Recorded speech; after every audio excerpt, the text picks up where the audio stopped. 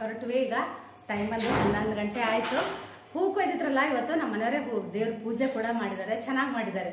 ದೇವ್ರ ಮೇಲೆ ಹೂವಿರೋದಕ್ಕಿಂತ ಕಟ್ಟೆ ಮೇಲೆ ಹೊಸ್ಲಿಗೆ ನಾವು ಹೊಸ್ಲಿ ಪೂಜೆ ಮಾಡ್ತೀನಲ್ಲ, ಹೊಸ್ಲಿಗೆ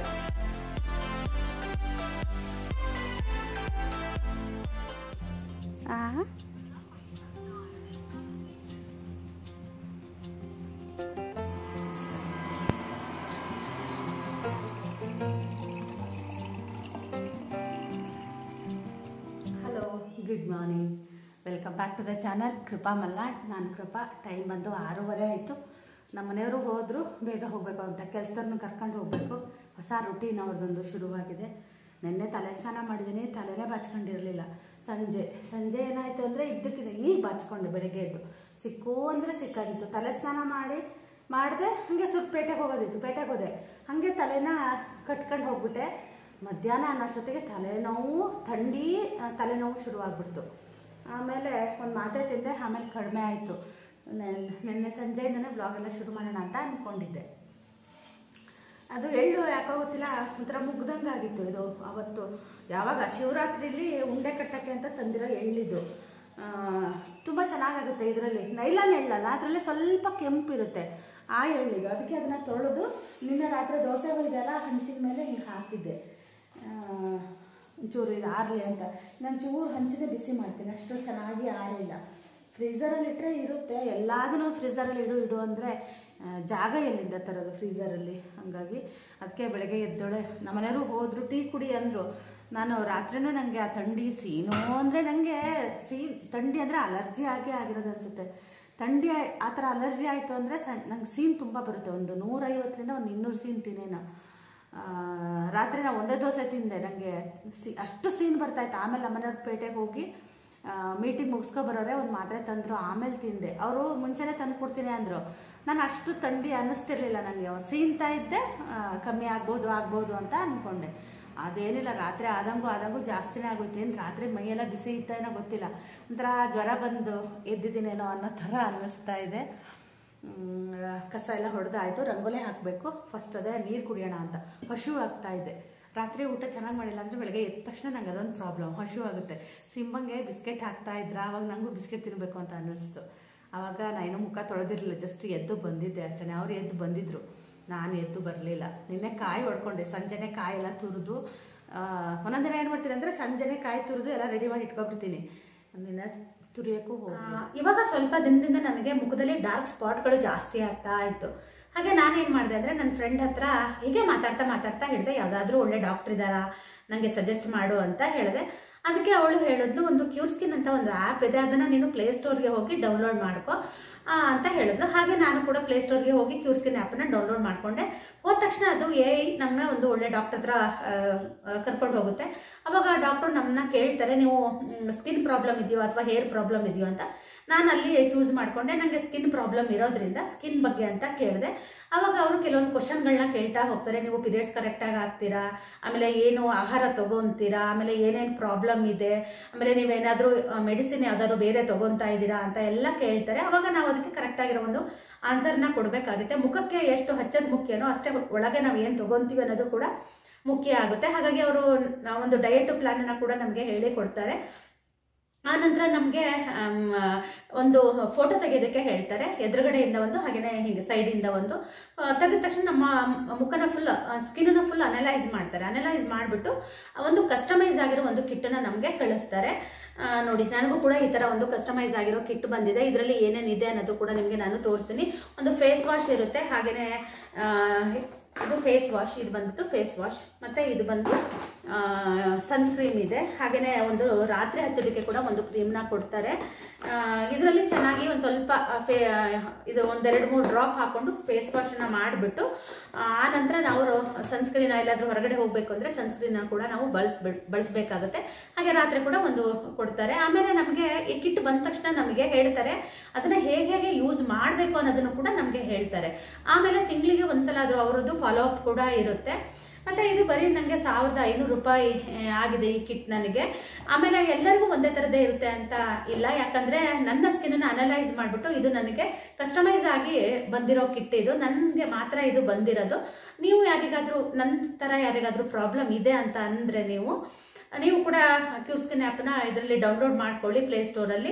ಆನಂತರ ಎಲ್ಲ ಅವ್ರು ಕೇಳೋ ಕ್ವಶನ್ಗಳಿಗೆ ಆನ್ಸರ್ನ ಮಾಡಿ ಅವಾಗ ಅವರು ನಿಮಗೆ ಆಗಿರೋ ಒಂದು ಕಸ್ಟಮೈಸ್ ಕಿಟ್ಟನ್ನು ಕೂಡ ಕಳಿಸಿ ಕೊಡ್ತಾರೆ. ನಾನು ಇವಾಗ ಒಂದು 15 ದಿನ ಆಯಿತು ಇದನ್ನು ಯೂಸ್ ಮಾಡ್ತಾ ಇದ್ದೀನಿ, ನನಗೆ ಒಳ್ಳೆ ರಿಸಲ್ಟ್ ಕೂಡ ಸಿಕ್ಕಿದೆ.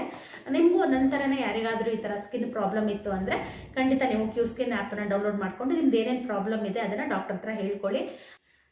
ಇವಾಗ ನಿಮಗೆ ಗೊತ್ತಿರುತ್ತೆ ಸ್ಕಿನ್ ಡಾಕ್ಟರ್ ಹತ್ರ ಹೋಗಬೇಕು ಅಂದರೆ ಎಷ್ಟು ದೂರ ಹೋಗಬೇಕು, ಆನಂತರ ಕನ್ಸಲ್ಟೇಷನ್ ಫೀಸ್ ಕೂಡ ತುಂಬ ಇರುತ್ತೆ. ಸ್ಕಿನ್ ಡಾಕ್ಟರ್ಗೆ ಸ್ವಲ್ಪ ಜಾಸ್ತಿ ಇರುತ್ತೆ, ಹಾಗೆಯೇ ಮೆಡಿಸಿನ್ ಖರ್ಚು ಕೂಡ ಜಾಸ್ತಿ ಇರುತ್ತೆ. ಇದು 1500 ರೂಪಾಯಿ ಒಳಗೆ ನಿಮಗೆಲ್ಲ ಸಿಗುತ್ತೆ. ನಾನು ನನ್ನ ಕೂಪನ್ ಕೋಡನ್ನು ಕೂಡ ನಾನು ಇಲ್ಲಿ ಮೆನ್ಷನ್ ಮಾಡಿರ್ತೀನಿ, KRUPA 100 ಅಂತ. ಹಾಗೆಯೇ ಕ್ಯೂಸ್ಕಿನ್ ಆ್ಯಪ್ದು ಲಿಂಕ್ನ ಕೂಡ ನಾನು ಡಿಸ್ಕ್ರಿಪ್ಷನಲ್ಲಿ ಹಾಕಿರ್ತೀನಿ. ಹಾಗೆಯೇ ಕೂಪನ್ ಕೋಡನ್ನು ಕೂಡ ಮೆನ್ಷನ್ ಮಾಡಿರ್ತೀನಿ. ನಿಮ್ಗೆ ಯಾರಿಗಾದರೂ ಇಷ್ಟ ಇದ್ದರೆ, ಈ ಥರ ಏನಾದರೂ ಪ್ರಾಬ್ಲಮ್ ಇದ್ದರೆ ಕ್ಯೂಸ್ಕಿನ್ ಆ್ಯಪನ್ನ ಡೌನ್ಲೋಡ್ ಮಾಡ್ಕೊಳ್ಳಿ. ಹಾಗೆ ನನ್ನ ಕೂಪನ್ ಕೋಡನ್ನು ಕೂಡ ಅದರಲ್ಲಿ ಹಾಕಿದ್ರೆ ನಿಮಗೆ ಸ್ವಲ್ಪ ಡಿಸ್ಕೌಂಟ್ ಕೂಡ ಸಿಗುತ್ತೆ. ಇಷ್ಟೇ. ಈಗ ಕೆಲಸ ಇದೆ, ಕೆಲಸ ಮಾಡಬೇಕು, ಬನ್ನಿ ಈಗ ಕೆಲಸ ಮಾಡೋಣ. ಸಬ್ಬಸಿಗೆ ಸೊಪ್ಪು ನಾವು ಹೊರಗೆ ತೆಗೆದಿಟ್ಟು ಹೋಗಿದ್ದೀನಲ್ಲ, ಆ ವಾಸನೆಗೆ ನನಗೆ ಮತ್ತೆ ತಲೆನೋವು ಬಂದಂಗೆ ಆಗ್ತಾ ಇದೆ. ಕಾಯಿ ತುರಿಯೋಣ ಅಂತ ತಗೊಂಡು ಹೊರಟಿದ್ದೆ. ನಮ್ಮನೆಯವ್ರು ಏನಂದ್ರು, ಟೀ ಕುಡ್ಕೊ ಫಸ್ಟು ಅಂತ ಫೋನ್ ಮಾಡಿದ್ರು. ಅವ್ರ ಜೊತೆಗೆ ನಾನು ಟೀ ಕುಡಿ ಅಂತ ತುಂಬ ಹೇಳಿದ್ರು. ಪಾತ್ರೆ ಒರೆಸೋಣ ಅಂತ ತೆಗೆದಿಟ್ಟೆ. ಹೊರಗಡೆ ಎಲ್ಲ ಹೋಗಿ ಕ್ಲೀನ್ ಮಾಡ್ಕೊಂಡು ಬಂದೆ. ನಮ್ಮ ಸಿಂಬ ಯಾಕೋ ಗೊತ್ತಿಲ್ಲ ನಿನ್ನೆಯಿಂದ ಸಪ್ಪಗಿದ್ದಾನೆ. ಬೆಳಗ್ಗೆ ಒಂದು ಸಲ ವಾಮಿಟ್ ಮಾಡಿದ್ದ, ಇವಾಗಲೂ ಅಷ್ಟೇ ಬಿಸ್ಕೆಟ್ ತಿಂದಾನು ಸ್ವಲ್ಪ ವಾಮಿಟ್ ಮಾಡಿದ್ದಾನೆ. ಹೊಟ್ಟೆ ಹುಳ ಆಗಿದೆ ಅಂತ ನಮ್ಮನೆಯವ್ರು ಹೇಳ್ತಾ ಇದ್ರು. ಅವನಿಗೆ ತಂದಿದ್ದಾರೆ, ಬುಟ್ಟಿ ತಂದಿದ್ದಾರಲ್ಲ, ಬುಟ್ಟಿಯಿಂದ ಬಂದು ಹೊರಗೆಲ್ಲ ಮಲಗಿದ್ದ. ನನಗೆ ಸಬ್ಬಸಿಗೆ ಸೊಪ್ಪು ಚಿನ್ನಿ ಬಸರಿ ಇದ್ದಾಗ ತಿಂದಾಗಿಂದ ಒಂಥರ ಅದು ಅವಾಗ ಒಂದೊಂದು ಇಷ್ಟ ಆಗಲ್ಲಲ್ಲ, ಅವಾಗಿಂದನೇ ಬಿಟ್ಟಿದ್ದೆ. ಆದರೆ ಚಿನ್ನಿಗೆ ತುಂಬ ಇಷ್ಟ ಅದು ಸಬ್ಬಸಿಗೆ ಸೊಪ್ಪು ಅಂದರೆ. ನನಗೆ ಅವಾಗಿಂದ ಆ ಸಬ್ಬಸಿಗೆ ಸೊಪ್ಪು ವಾಸನೆ ಬಂದರೆ ನಂಗೆ ಅಷ್ಟು ಇಷ್ಟಪಡೋದಿಲ್ಲ. ನಾನು ಹೆಸರು ಕಾಳು ಪಲ್ಯಕ್ಕೆಲ್ಲ ನಮ್ಮಮ್ಮ ಹಾಕಿ ಮಾಡ್ತಾರೆ, ಅದೆಲ್ಲ ತಿಂತೀನಿ. ಆದರೆ ತುಂಬ ಇಷ್ಟಪಟ್ಟು ನಾನು ತಿಂದೇ ಇರೋ ತರಕಾರಿ ಅಂದರೆ ಅದು ಒಂದೇ. ಮತ್ತು ಎಲ್ಲ ತರಕಾರಿನೂ ತುಂಬಾ ಇಷ್ಟಪಟ್ಟು ಜಾಸ್ತಿಯಾಗಿ ತಿನ್ನೋದು ನಮ್ಮನೇಲಿ ನಾನು ನಮ್ಮ ಚಿನ್ನಿನೇ ಇಬ್ಬರೇ ತರಕಾರಿ ತಿನ್ನೋದ್ರಲ್ಲಿ ಫೇಮಸ್ ನಾವು. ನಮ್ಮ ಶ್ರೇಯು ತುಂಬ ತಿಂತಾ ಇತ್ತು ಪಾಪ. ನಾನು ಪದೇ ಹೇಳಿನೇ ನಮ್ಮ ಶ್ರೇಯು ಸೊಪ್ಪು ಇದನ್ನ ತರಕಾರಿ ತಿನ್ನೋದೇ ಬಿಟ್ಬಿಡ್ತು ಪಾಪ. ಸಣ್ಣಕ್ಕಿರ್ತ ಅನ್ನ ಸಾರನ್ನೇ ಊಟ ಮಾಡ್ತಿರ್ಲಿಲ್ಲ, ಬರೀ ಹೋಳು ಮಾತ್ರ ತಿಂತಾ ಇದ್ದ. ಇವಾಗ ಅನ್ನ ಸಾರು ಅಂತ ಊಟ ಮಾಡಿದ್ದೆ ಅವ್ನು ಹಾಸ್ಟೆಲಿಗೆ ಹೋದ್ಮೇಲೆ. ನಮ್ಮ ಮನೇಲಿ ಇರ್ತಾ ಅವ್ನು ಒಂದು ದಿನ ಹುರುಳಿ ಸಾರು ಅಂದ್ಬಿಟ್ಟು ತಿಳಿ ಸಾರು ಅದು 2 ಮಾಡಿದ್ರೆ ಊಟ ಮಾಡೋನು. ಬಾಕಿ ಯಾವತ್ತೂ ಮಧ್ಯಾಹ್ನ ಊಟ ಮಾಡಿಲ್ಲ. ಅವನು 3-4 ಹೊತ್ತು ತಿಂಡಿಲೇ ಜೀವನ ಮಾಡ್ತಾ ಇದ್ದ. ನೋಡಿ ಅದು ಹೆಂಗೆ ಅಂದರೆ, ಚಿನ್ನಿ ಬಸರಿ ಇದ್ದಾಗೆ ನಾನು ಆ ಸೊಪ್ಪು ತಿನ್ನೋದನ್ನ ಬಿಟ್ಟಿದ್ದ. ಆ ವಾಸನೆ ಬಂದರೆ ನನಗೆ ಈಗಲೂ ಒಂಥರ ಅನಿಸುತ್ತೆ. ಅವಳಿಗೆ ತುಂಬ ಇಷ್ಟ. ಅವಳು ದೋಸೆಗೆ, ಪಡ್ಡಿಗೆ, ಉಪ್ಪಿಟ್ಟಿಗೆ ಎಲ್ಲದಕ್ಕೂ ಹಾಕು ಅಂತಾಳೆ. ಉಪ್ಪಿಟ್ಟಿಗೆ ಹಾಕಿ ತುಂಬ ಚೆನ್ನಾಗಾಗುತ್ತೆ. ಪಡ್ಡಿಗೆ, ದೋಸೆಗೆಲ್ಲ ಅವಳು ಹಾಕೊಂಡು ತಿಂತಾಳೆ. ನಂಗೆ ಅವಳು ಹಾಕೊಂಡು ತಿನ್ನೋದು ನೋಡಿದ್ರೆ ನನಗೆ ಹಿಂಗೆ ಆಗ್ತಿರುತ್ತೆ. ಟೀ ಮಾಡ್ಕೊತೀನಿ. ಬೆಳಗ್ಗೆ ಏನು ಗೊತ್ತಾ, ಟೀ ಪಾತ್ರೆ ಹುಡ್ಕಷ್ಟು ನನಗೆ ಪೇಷನ್ಸ್ ಇಲ್ಲ. ಹಾಗೆ ಒಂದ್ಸಲ ತೊಳ್ಕೊಂಡಿದ್ದೀನಿ. ಯಾವುದೋ ಒಂದು ಪಾತ್ರೆ ಸಿಕ್ತು, ಅದರಲ್ಲೇ ಟೀ ಮಾಡಿದೆ. ಪಾತ್ರೆ ಒರೆಸ್ಕೊಳ್ಳೋಣ ಅಂತ ಅಂದ್ಕೊಂಡೆ, ಬೇಡ ನಮ್ಮನೆ ಬೈತಾರೆ. ನನಗೆ ನೆನ್ನೆ ಊಟ ಎಲ್ಲ ಮಾಡಿಲ್ಲಲ್ಲ, ಮಧ್ಯಾಹ್ನನೂ ನನಗೆ ಊಟ ಸೇರಲೇ ಇಲ್ಲ. ಅದು ನೆನ್ನೆ ಸಾರು ಬೇರೆ ಆಗಿತ್ತ, ಏನೂ ಮಾಡ್ಕೊಂಡ್ಲು ಇಲ್ಲ. ಹಪ್ಪಳ ಸುಟ್ಕೊಂಡ್ವಿ, ಹಾಗೆ ಒಂದು ಮಿಡಿ ಉಪ್ಪಿನಕಾಯಿ ಇಟ್ಕೊಂಡ್ವಿ, ಊಟ ಮಾಡಿದ್ವಿ ಅಷ್ಟೇ. ಒಂದೊಂದ್ಸಲ ಹಾಗೆಲ್ಲ ಲೆಫ್ಟ್ ಓವರ್ ಇಟ್ಟಿರ್ತೀವಿ, ನಮಗೆ ಇಷ್ಟ ಆಗೋದಿಲ್ಲ. ನಿಮಗೂ ಹಾಗೆ ಆಗುತ್ತಂತ ಕಮೆಂಟಲ್ಲಿ ತಿಳಿಸಿ. ನಮ್ಮನೆಯವ್ರದ್ದು ಟೀ ಕುಡ್ದಿರಲ್ಲ ಊಟ, ನಾನು ಇದಕ್ಕೆ ಹಾಲಾಕ ಕೊಡ್ತೀನಿ. ಈಗ ಫಸ್ಟ್ ಟೀ ಕುಡ್ಕೊತೀನಿ, ಆಮೇಲೆ ತಾಲಿಪಟ್ಟು ಮಾಡೋ ತೋರಿಸ್ತೀನಲ್ಲ, ಅದೇ ರೆಡಿ ಮಾಡ್ಕೊತಾ ಇದ್ದೆ. ಈರುಳ್ಳಿ ಇದೆಯೋ ಮೇಲಿಂದ ತರಬೇಕು ಅಂತ ಹಾಕೊಂಡು ತೋರ್ಸೋಣ ಅಂತ ಇದೆ. ನಾನು ಇದು ನಿಂಬೆಹಣ್ಣು ಏನು ನಾನೇ ಗಿಡ ಹಾಕಿ ಕೊಟ್ಟಿದ್ದು, ನಿಂಬೆ ಗಿಡ. ನಾನು ಸುಮಾರು ವ್ಲಾಗಲ್ಲಿ ತೋರಿಸಿದ್ದೆ. ಅದು ನಿಂಬೆ ಕಾಯಿ ಬಿಟ್ಟಿದೆ. ಅವತ್ತು ಒಂದು ಕೊಯ್ಕೊಂಡು ಬಂದಿದ್ರು. ಅಲ್ಲಿ ಅದು ಹತ್ತಿರ ಇದೆ ರೋಡ್ ಸೈಡಿಗೆ, ಹಾಗಾಗಿ ಕದೀತಾರೆ ಅಂತ ನಮ್ಮನೆಯವ್ರು ಕಾಯಿನ ಕಾಯಿ ಕೊಯ್ಕೊ ಬಂದಿದ್ದಾರೆ. ಅಲ್ಲ ಹುಳಿ ಇದೆ ಇದ್ರಂತ. ಅದೇ ಅಂದೆ ಮತ್ತೊಂದಿಷ್ಟು ಮಾಡಿಕೊಡ್ಲಾ ಅಂತ ಅಂದೆ. ಅದು 5-6 ವರ್ಷ ಆಗಿತ್ತೇನೋ, ಕಾಯೇ ಬಿಟ್ಟಿರಲಿಲ್ಲ. ನಮ್ಮ ಚಿಕ್ಕಪ್ಪಂಗೂ ಕೊಟ್ಟಿದ್ದೆ ಸುಮಾರು ಗಿಡ, ಅವನಿಗೂ ಈ ಸಲ ಬಿಟ್ಟಿದಿ ಅಂತ ಅವತ್ತು ಹೇಳಿದೆ ಅಲ್ಲ. ನಾನು ಇದೇನು ಕಡಿಯೋದೇ ಏನು ಅಷ್ಟು ಕಷ್ಟಪಟ್ಟು ಎಬ್ಸಿ ಎಷ್ಟೊಂದು ಜನರಿಗೆ ಕೊಟ್ಟಿದ್ದೆ ಗೊತ್ತಾ ಗಿಡಗಳನ್ನ. ಸುಮಾರು ಒಂದು 25-30 ಗಿಡ ಎಬ್ಸಿದ್ದೆ. ಎಲ್ಲರಿಗೂ ಕೊಟ್ಟಿದ್ದೆ, ಎಲ್ಲರ ಮನೇಲೂ ಇರಲಿ ಅಂತ ಹೇಳಿ. ಇವ್ರ ಫ್ರೆಂಡ್ ಮನೆಗೆಲ್ಲ ಇಲ್ಲಿ ಕೊಟ್ಟಿದ್ದೆ. ಅವ್ರದ್ದು ಬಿಡ್ತಾ ಏನೋ ಗೊತ್ತಿಲ್ಲ. ನಮ್ಮ ಚಿಕ್ಕಪ್ಪ ಅಂತೂ ಯಾವಾಗ ಬಿಡುತ್ತೆ ಅಂತ ಪ್ರತಿ ಸಲ ಹೋದಾಗ ಕೇಳ್ತಾ ಇದ್ದ. ಅಂತೂ ಇಂತೂ ಈ ಸಲ ಬಿಟ್ಟಿದೆ ನಮ್ಮ ಮನೇಲೂ. ನೋಡಿ, ನಾವು ಬೆಳೆದಿರೋದಂದ್ರೆ ಎಷ್ಟು ಖುಷಿ ಅಲ್ಲ. ಇದರಲ್ಲಿ ಬೀಜ ಮಾಡೋಕ್ಕೆ ಬರುತ್ತೋ ಇಲ್ವೋ ಗೊತ್ತಿಲ್ಲ. ಒಂದು ಸ್ವಲ್ಪ ಹಣ್ಣಾದ್ಮೇಲೆ ಕೊಯ್ಕೊಂಬರ್ರಿ, ನೆಕ್ಸ್ಟ್ ಇಯರ್ ಮಾಡು ಅಂತ ಹೇಳಿದ್ದಾರೆ. ನೋಡೋಣ ಏನಾಗುತ್ತೆ ಅಂತ. ಅಂತ ಹೇಳಿ. ಏನಿಲ್ಲ, ಇದು ಕಟ್ ಮಾಡ್ತೀವಲ್ವ, ಅದ್ರಲ್ಲಿ ಬೀಜ ಬರುತ್ತಲ್ವ, ಅದನ್ನ ನಾನು ಒಣಗಿಸ್ತಿದ್ದೆ ಒಂಚೂರು 4 ದಿನ. ಆಮೇಲೆ ನನ್ನ ಪ್ಯಾಕೆಟಿಗೆ ತುಂಬೋದು, ಎತ್ಸೋದು ಅಷ್ಟೇನೆ. ಟೀ ಕುಡ್ಕೊಂತೀನಿ, ತಲೆನೋವು ಇದು.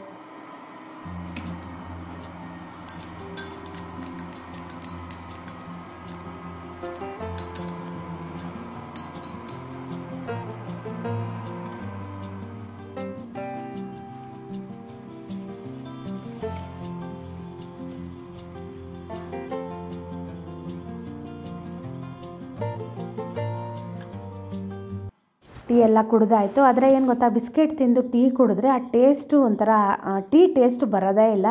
ಅದು ಮತ್ತು ಪಾರ್ಲೆಜಿ ಬಿಸ್ಕೆಟ್ ಬೇರೆ ತುಂಬ ಸ್ವೀಟ್ ಇದೆ. ತುಂಬ ಜನ ಹೇಳ್ತಾಯಿದ್ರು ಸಿಂಬಂಗೆ ಪಾರ್ಲೆಜಿ ಬಿಸ್ಕೆಟ್ ಕೊಡಬೇಡಿ ಅಂತ. ಅದೇ ನಮ್ಮನೆಯವ್ರಿಗೆ ಈ ಸಲ ಹೇಳಿ ಬೇರೆ ಬಿಸ್ಕೆಟ್ ತರಿಸಿದ್ದೀನಿ, ಮಾರಿಗೋಲ್ಡ್ ತರಿಸಿದ್ದೀನಿ. ಇವಾಗ ಎಷ್ಟು ತಂದಿದ್ದಿತ್ತೋ ಅದಷ್ಟನ್ನು ಖಾಲಿ ಮಾಡಿ ಈಗ ಮಾರಿಗೋಲ್ಡ್ನ ಹಾಕ್ತಾಯಿದ್ದೀವಿ. ಎಷ್ಟೊಂದು ಜನ ನಾವು ಸಣ್ಣ ಸಣ್ಣ ವಿಷಯನೂ ಗಮನಿಸ್ತಿರಲ್ಲ, ಅದು ತುಂಬ ಖುಷಿ ಕೊಡೋಂಥದ್ದು. ಇವತ್ತು ನಾನು ಚಾಪರಿಗೆ ಹಾಕೋಣ ಅಂತ ಚಾಪರಿಗೆ ಹಾಕ್ತಾಯಿದ್ದೀನಿ. ಈರುಳ್ಳಿ ಮತ್ತು ಕರಿಬೇವನ್ನ ಹಾಕ್ತಾಯಿದ್ದೀನಿ. ಇದು ಸಬ್ಬಸಿಗೆ ಸೊಪ್ಪು ಹಾಕ್ತಾ ಇರೋದ್ರಿಂದ ನಾನು ಕೊತ್ತಂಬರಿ ಸೊಪ್ಪನ್ನು ಹಾಕ್ತಾಯಿಲ್ಲ. ಆ ಸಬ್ಬಸಿಗೆ ಸೊಪ್ಪಿಂದ ಫ್ಲೇವರ್ ತುಂಬ ಸ್ಟ್ರಾಂಗ್ ಇರುತ್ತೆ. ಹಾಗಾಗಿ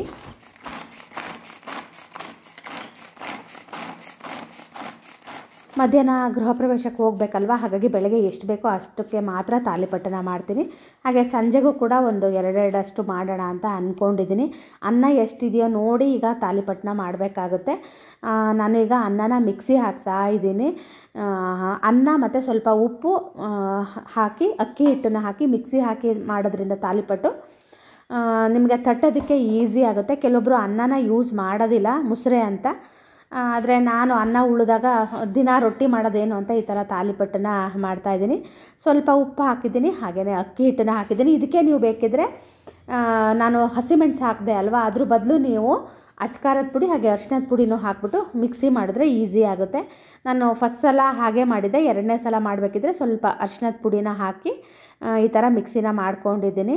ಮಿಕ್ಸಿ ಜಾರಲ್ಲಿ ಕೊನೆಗೆ ಸ್ವಲ್ಪ ಉಳಿದಿರುತ್ತೆ ಗೊತ್ತಾ, ಅಕ್ಕಿ ಹಿಟ್ಟು ಕಮ್ಮಿ ಹಾಕಿದಾಗ. ಆವಾಗ ಏನು ಮಾಡಬೇಕಂದ್ರೆ ಅದಕ್ಕೆ ಸ್ವಲ್ಪ ಅಕ್ಕಿ ಹಿಟ್ಟನ್ನು ಹಾಕ್ಬಿಟ್ಟು ಒಂದು ಸಲ ಮಿಕ್ಸಿ ಮಾಡಿ ಹಾಕೋದ್ರಿಂದ ಅದರಲ್ಲಿ ಅನ್ನ ಏನು ಉಳಿಯೋದಿಲ್ಲ, ಎಲ್ಲ ಅದ್ರ ಜೊತೆಗೇ ಬಂದಿರುತ್ತೆ. ನಾನು ಎಷ್ಟೇ ಸಣ್ಣದಾಗಿ ಹೆಚ್ಚ್ತೀನಿ ಅಂದರೂ ಚಾಪರಲ್ಲಿ ಹೆಚ್ಚಿದ ಹಾಗೆ ತಾಲಿಪಟ್ಟಿಗೆ ಆಗೋದಿಲ್ಲ. ಹಾಗಾಗಿ ನಾನು ಈರುಳ್ಳಿ ಮತ್ತು ಹಸಿಮೆಣಸನ್ನ ಚಾಪರಲ್ಲೇ ಹೆಚ್ಕೊಂಡೆ.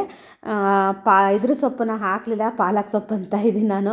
ಸಬ್ಬಸಿಗೆ ಸೊಪ್ಪನ್ನು ನನಗೆ ಅದು ಹೊರಗೆ ತೆಗೆದಿಟ್ಟಿದ್ದೆಲ್ಲ ಅದ್ರ ವಾಸನೆಗೆ ಅರ್ಧ ತಲೆನೋವು ಜಾಸ್ತಿ ಆದಂಗೆ ಅನ್ನಿಸ್ತಾ ಇತ್ತು. ಇದ್ರ ಜೊತೆಗೆ ನೀವು ಮೆಂತ್ಯ ಸೊಪ್ಪನ್ನು ಹಾಕ್ಬೋದು. ಆಮೇಲೆ ನುಗ್ಗೆ ಸೊಪ್ಪು ಇರುತ್ತಲ್ವ, ಅದನ್ನು ಕೂಡ ಹಾಕಿ ಮಾಡಿದ್ರು ಚೆನ್ನಾಗಿರುತ್ತೆ. ನಾನು ಸಬ್ಬಸಿಗೆ ಸೊಪ್ಪು ಹಾಕಿದ್ದೀನಿ, ಬೇರೆ ಏನೂ ಸೊಪ್ಪು ಹಾಕೋದಿಲ್ಲ.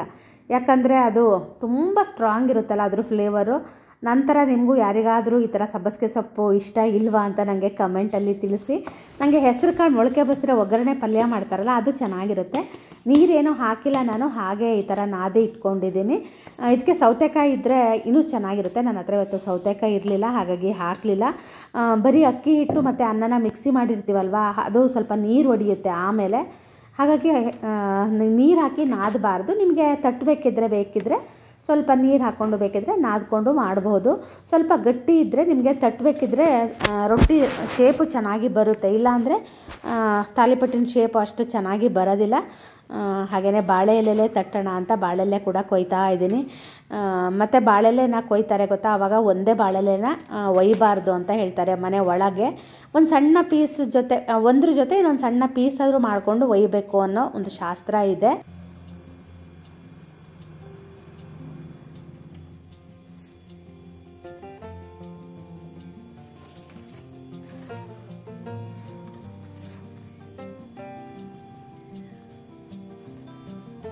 ನಂದು ಎಲ್ಲ ಕೆಲಸ ಆಯಿತು. ಅಷ್ಟೊತ್ತಿಗೆ ನಮ್ಮ ಮನೆಯವರು ಕೂಡ ಬಂದರು. ಈಗ ತಾಲಿಪಟ್ಟನ ತಟ್ಟಿ ಕೊಡ್ತಾಯಿದ್ದೀನಿ. ಆಮೇಲೆ ನಾನೇನು ವ್ಲಾಗ್ನ ಮುಂದುವರಿಸಲಿಲ್ಲ, ಏನೂ ಇರಲಿಲ್ಲ. ಯಾಕಂದರೆ ಬರೀ ಕಸ ಹೊಡಿ ನೆಲ ಒರೆಸು ಅದೇ ಕೆಲಸ ಇರುತ್ತಲ್ವ. ಹಾಗೆ ಅಡುಗೆ ಮನೆ ಕ್ಲೀನ್ ಮಾಡ್ಕೊಳ್ಳೋದಿರುತ್ತೆ.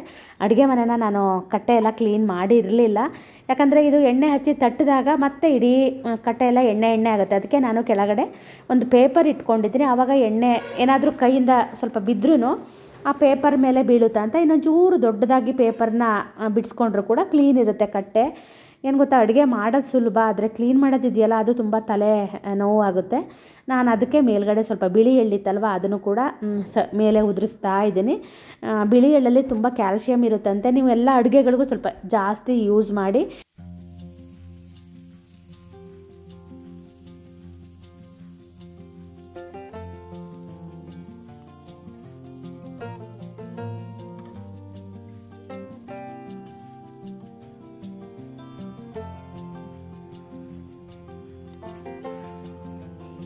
ಯಾಕೆ ಹೀರೆಕಾಯಿ?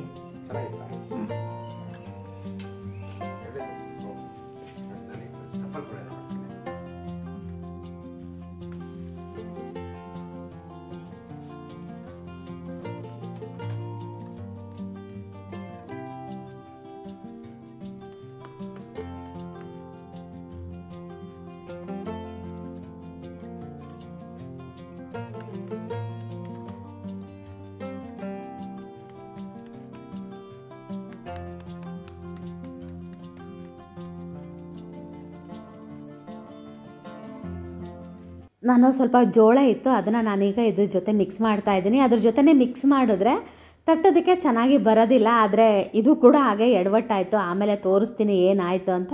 ಮತ್ತು ನಮ್ಮನೆಯವರಿಗೆ ಅದು ಜೋಳ ಇಷ್ಟ ಆಗಲ್ಲ, ಸ್ವೀಟ್ ಇರುತ್ತಲ್ವ, ಅದು ಅವ್ರಿಗೆ ಅಷ್ಟು ಇಷ್ಟ ಆಗಲ್ಲ. ಆದರೆ ನನಗೆ ಎಲ್ಲ ಅಡುಗೆಗಳಿಗೂ ಸ್ವಲ್ಪ ಜೋಳ ಇಷ್ಟ ಆಗುತ್ತೆ. ಹಾಗಾಗಿ ನಾನು ಈ ಥರ ನನಗೆ 2 ತಾಲಿಪಟ್ಟಿಗೆ ಈ ಥರ ಮೇಲ್ಗಡೆ ಹಾಕಿ ತಟ್ಕೊಂಡೆ. ಆದರೆ ಬೇಯಿಸಬೇಕಿದ್ರೆ ಅದೆಲ್ಲ ಬಿಟ್ಕೊಂಡು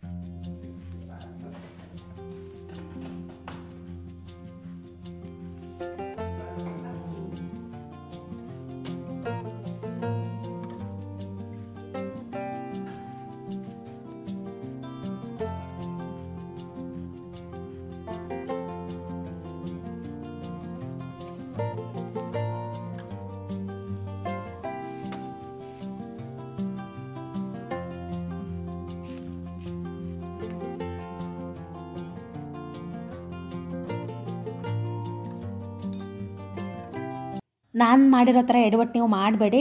ಜೋಳ ಇರುತ್ತಲ್ವ, ಅದನ್ನು ನೀವು ಸ್ವಲ್ಪ ತರಿಯಾಗಿ ಮಿಕ್ಸಿನಾರು ಮಾಡಿ, ಇಲ್ಲಾಂದರೆ ಚಾಪರಲ್ಲಿ ಹಾಕಿ ಚಾಪ್ ಮಾಡಿ ಹಾಕಿ, ಆವಾಗ ಚೆನ್ನಾಗಾಗುತ್ತೆ. ನಾನು ಈರುಳ್ಳಿ ಹಾಕಿದೆ ಗೊತ್ತಾ, ನಿಮ್ಮ ಮನೇಲಿ ಎಲ್ಲರೂ ತಿಂತಾರೆ ಅಂದರೆ ಆ ಈರುಳ್ಳಿ ಜೊತೆ ಅದನ್ನು ಮಿಕ್ಸ್ ಮಾಡಿ ಚೆನ್ನಾಗಿರುತ್ತೆ. ನಾನು ನೋಡಿ ಅದೊಂದು ಸ್ವಲ್ಪ ಎಡವಟ್ಟು ಮಾಡಿಕೊಂಡೆ, ಹಾಗಾಗಿ ಜೋಳ ಎಲ್ಲ ಹೊರಗೆ ಬಂದಿದೆ. ನಾನು ಮಾಡಿರೋ ಥರ ಎಡವಟ್ಟು ಮಾಡಬೇಡಿ ನೀವು. ಆ ಥರ ಚಾಪ್ ಮಾಡಿ ಹಾಕಿ, ಆವಾಗ ಚೆನ್ನಾಗಿರುತ್ತೆ. ಆವಾಗ ಸ್ವಲ್ಪ ಸ್ವೀಟ್ ಅನ್ನಿಸ್ಬೋದೇನೋ.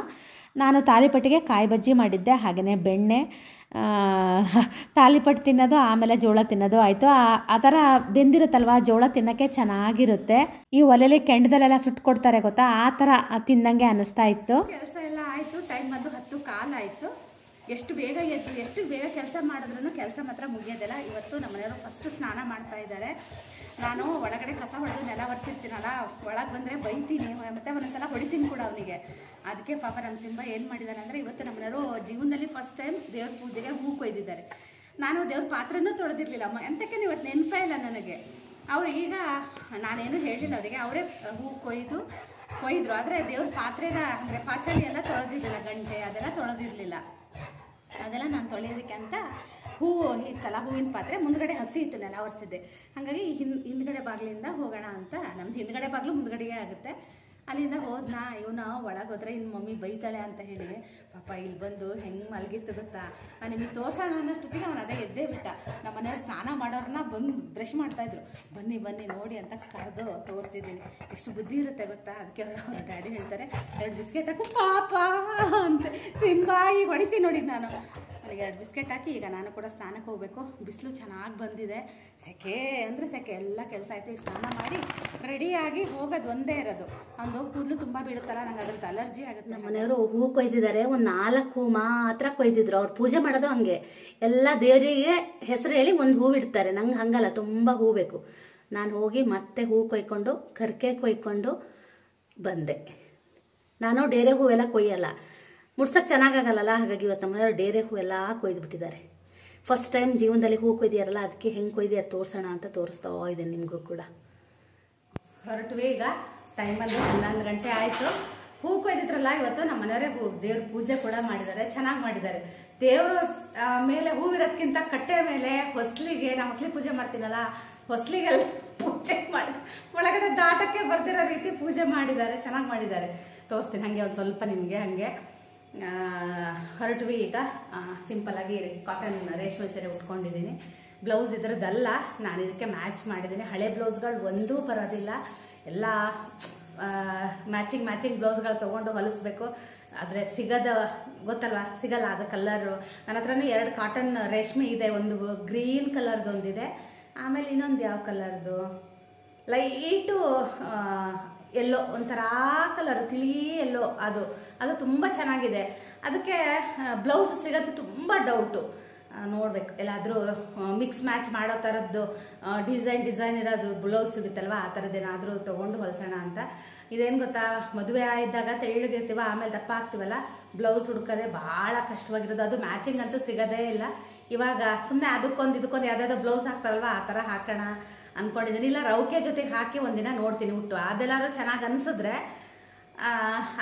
ಅದರಲ್ಲೇ ಜೈ ಅನ್ಸೋಣ ಅಂತ. ನಮ್ಮ ಮನೆಯವರು ಪೂಜೆ ಮಾಡಿ, ನಂದು ಸ್ನಾನ ಎಲ್ಲ ಆಗೋಷ್ಟೊತ್ತಿಗೆ ಪೂಜೆ ಮಾಡಿ, ಕಾರ್ ತಗೊಂಡೋಗಿ ಪೆಟ್ರೋಲ್ ಹಾಕ್ಸ್ಕೊಂಡು ಎಲ್ಲ ಮಾಡಿ ಬಂದರು. ನಾನು ತುಂಬ ಬೇಗ ಸೀರೆ ಉಟ್ಟಿದ್ದೀನಿ ಇವತ್ತು. ಗೊತ್ತಾ, ನಾನು 10 ನಿಮಿಷದಲ್ಲಿ ಸೀರೆ ಉಟ್ಟಿದ್ದೀನಿ. ಯಾವಾಗಲೂ ನಾನು ಕಾಟನ್ ಸೀರೆ ಎಲ್ಲ ಉಡೋಕ್ಕೆ ಬರೋದಿಲ್ಲ. ನಮ್ಮನೆಯವ್ರು ಬೈತಿರ್ತಾರೆ, ಮದುವೆಗೆ ಇಷ್ಟು ವರ್ಷ ಆದರೂ ನಿಂಗೆ ನೆಟ್ಟಿಗೆ ಸೀರೆ ಉಡೋಕ್ಕೆ ಬರೋಲ್ಲ ಅಂತ ಹೇಳಿ. ಇವತ್ತು ಬೇಗ ಸೀರೆ ಉಟ್ಕೊಂಡಿದ್ದಾರೆ. ಹಿಂದಿನ ರೆಡಿ ಮಾಡಿ ಇಟ್ಕೊಂತಿದ್ದೇವೆ, ನಿನ್ನೆ ಯಾಕೋ ಮಾಡಬೇಕು ಅಂತ ಅನ್ನಿಸ್ಲಿಲ್ಲ. ಹೀಗೆ ಮಾತಾಡ್ತಾ ಕೂತ್ಕೊಂಡ್ರೆ ಆಗೋದಿಲ್ಲ. ನಮ್ಮನೆಯವ್ರು ಫ್ರೆಂಡ್ ಬರ್ತೀನಿ ಅಂತ ಹೇಳಿದ್ರು, ಅವ್ರು ಬರೋದಿಲ್ಲ ಅಂತೆ. ಹಾಗಾಗಿ ನಾನು ಮತ್ತು ನಮ್ಮನೆಯವರು ಇಬ್ಬರೇ ಹೊರಟ್ವಿ. ಈಗ ಗೃಹ ಪ್ರವೇಶಕ್ಕೆ ಹೋಗಿ ಬರ್ತೀವಿ ಅಷ್ಟೇ, ಮತ್ತೇನಿಲ್ಲ ಅಲ್ಲ ರೀ. ಎಂತ ಸಿಂಪಲ್ ಆ ಥರ ಬಿಸ್ಕೆಟ್ ಹಾಕ್ತಿದ್ದೀರಲ್ಲ. ಅವಾಗಲೇ ಅವನಿಗೆ ನಮ್ಮನೆಯವರಿಗೆ ಅವನ ಮೇಲೆ ಸಿಟ್ಟು ಬಂದರೂ ಬಿಸ್ಕೆಟ್ ಹಾಕ್ತಾರೆ, ಅವನಿಗೆ ನಮ್ಮ ಮೇಲೆ ಸಿಟ್ಟು ಬಂದರೂ ಬಿಸ್ಕೆಟ್ ಹಾಕ್ತಾರೆ. ಈಗ ಮತ್ತೆ ಬಿಸ್ಕೆಟ್ ಹಾಕ್ತಾ ಇದ್ದಾರೆ. ಬರ್ತೀವಿ ಬರ್ರಿ, 1-2 ಗಂಟೆ ಒಳಗೆ ಬರಲ್ವಾ? ಮತ್ತೆ ಬರ್ರಿ ಸಾಕು. ಅವನಿಗೆ ಹೊಟ್ಟೆ ಹುಳ ಆಗಿತ್ತು, ಅದಕ್ಕೆ ಹೋಗಿ ಈಗ ಔಷಧಿನ ತಂದು ಔಷಧಿನೂ ಕೂಡ ಹಾಕಿದ್ದಾರೆ. ಸೇರ್ಕೊಂಡೆ ಲೈಟ್ ಆಫ್ ಮಾಡಿ. ಒಂದು ಲೋಟ ನೀರು ಕುಡಿದು ಹೊರಡ್ತೀನಿ. ಬೇವು ತೊರೆದೋದೆ, ಮೋಡ ಆಗಿದೆ, ಸೆಕೆ ಕುಚ್ತಾ ಇದೆ. ನಾನು ತಣ್ಣೀರಲ್ಲೇ ಸ್ನಾನ ಮಾಡಿದೆ. ಬಿಸಿ ಇತ್ತು ಸಾಕು, ನಾನು ತಣ್ಣೀರಲ್ಲೇ ಮಾಡಿದೆ. ತುಂಬ ಸೆಕೆ ಇದೆ, ಅದು ಕೆಲಸ ಮಾಡ್ತೀವಲ್ಲ, ಹಾಗಾಗಿ ಇನ್ನೂ ಸೆಕೆ ಅನ್ಸುತ್ತೆ. ಬಂಗೆ ಗೊತ್ತಾಗುತ್ತೆ ಪಾಪ, ಕಳ್ಸೋದಕ್ಕೆ ಗೇಟ್ ತನಕ ಬಂದಿದೆ. ಅಂದರೆ ನಾವಿಬ್ರು ಹೊರಟಾಗ ಅವ್ನು ರಗಳೆ ಮಾಡಲ್ಲ. ಇವ್ರೊಬ್ಬರೇ ಎಲ್ಲಾದರೂ ಪೇಟೆಗೆ ಹೊರಡ್ತಾರಲ್ಲ, ಹೊರಗೆ ಬಿಡಿ ಅಂತ ತುಂಬ ರಗಳೆ ಮಾಡ್ತಾನೆ. ಆದರೆ ನಾವಿಬ್ರು ಹೊರಟಾಗ ಪೇಟೆಗೆ ಹೊರಟರು ಅಷ್ಟೇ, ರಗಳೆ ಮಾಡಲ್ಲ. ಒಂದೊಂದು ದಿನ ಎದ್ದು ಬರಲ್ಲ, ತನ್ನ ಪಾಡಿಗೆ ತಾನು ಅವ್ರೊಂದು ಹೊಸ ಬುಟ್ಟಿ ತಂದು ಕೊಟ್ಟಿರಲ್ಲ, ಆ ಬುಟ್ಟಿ ಒಳಗೆ ಮಲಗಿ ಇರ್ತಾನೆ. ನನ್ನ ಪರ್ಸಲ್ಲಿ ದುಡ್ಡಿಲ್ಲ ರೀ, 1 ರೂಪಾಯಿ ದುಡ್ಡಿಲ್ಲ. ಅದು ಯಾವುದೋ ಹಳೆಯದೊಂದು ಪರ್ಸ್ ಸಿಕ್ತಾ ಸುಮ್ಮನೆ ತಗೊಬಂದೆ. ಬೆಳಗ್ಗೆ ಎದ್ದು ಹುಡ್ಕೋಕ್ಕಾಗೋದಿಲ್ಲ ಅಂತ ಹೇಳಿ ಇದೆ. ಇರಲ್ಲ, ಇರಲಿ ಬಿಡ್ರಿ, ಎಂತಕ್ಕೆ ಅಲ್ವಾ. ಒಂದು 50 ರೂಪಾಯಿ ಇದೆಯೇ ಅಷ್ಟೇ, ಸಾಕ. ಆ ಖಾಲಿ ಪರ್ಸ್ ಇಡಬಾರ್ದಂತ ಒಂದು 50 ರೂಪಾಯಿ ಹಾಕಿದೆ. ಇದ್ರಲ್ಲಿ ಹಂಗೆ ಇತ್ತು. ಎಂತ ಎಲ್ಲ ಕೆಲಸ ಮುಗಿಸ್ಕೊಂಡು ಹೊರಡೋಷ್ಟೊತ್ತಿಗೆ 50, ಒಂದು 60 ರೂಪಾಯಿ ಇದೆ ರೀ. ಸಾಕಾ? ಸಾಕು ಬಿಡಿ, ಎಂತಕ್ಕೆ ನನ್ನ ಹತ್ರ ಇದೆ ದುಡ್ಡು. ಫೋನ್ಪೇ ಗೂಗಲ್ ಪೇ ಇದೆಯಲ್ಲ, ಸಾಕು ಬಿಡಿ. ನಾನು ಯಾವಾಗಲೂ ಫೋನ್ಪೇ ಗೂಗಲ್ ಪೇ ಯೂಸ್ ಮಾಡೋದು ಸ್ವಲ್ಪ ಕಮ್ಮಿ. ಇವಾಗಲೇ ಸ್ವಲ್ಪ ಜಾಸ್ತಿ ಆಗಿದೆ ಅಲ್ಲ ರೀ. ಕೈಯಲ್ಲಿ ಕ್ಯಾಶ್ನ ಒಯ್ಯಲ್ಲ. ಯಾರಿಗಾದರೂ ಬೇಕಾದರೆ ಹಾಗೆ ಮಾಡಿಬಿಟ್ರೆ ಸೈ. ಇದೊಂದಾಗಿ ನಾನು ತುಂಬ ಇನ್ಸ್ಟಾಗ್ರಾಮಲ್ಲೆಲ್ಲ ಇದನ್ನು ನೋಡ್ತೀನಿ, ಏನದು ಗಂಡನ ಜೋಬೆಲ್ಲ ದುಡ್ಡು ಕದೀತಾರಲ್ವ, ಅವರಿಗೆ ದುಡ್ಡೇ ಸಿಗಲ್ಲಂತೆ. ಇವಾಗ ಹಾಳಾದ ಗೂಗಲ್ ಪೇ ಫೋನ್ಪೇ ಬಂದು ನಮ್ಮನ್ನ ಜೋಬಲ್ಲಿ ಕದಿಬೋದು. ಯಾಕಂದ್ರೆ ಅವ್ರ ಮೊಬೈಲಲ್ಲೇ ಇಲ್ಲ, ಫೋನ್ಪೇನೂ ಇಲ್ಲ, ಗೂಗಲ್ ಪೇನೂ ಇಲ್ಲ. ನಾನು ಕದಿಯಲ್ಲ ಅಂತ ಅವ್ರು ಅದನ್ನ ಇನ್ಸ್ಟಾಲ್ ಮಾಡ್ಕೊಂಡಿಲ್ವ ಏನಂತ ಅಷ್ಟೇ, ಮತ್ತೇನು ಇಲ್ಲ.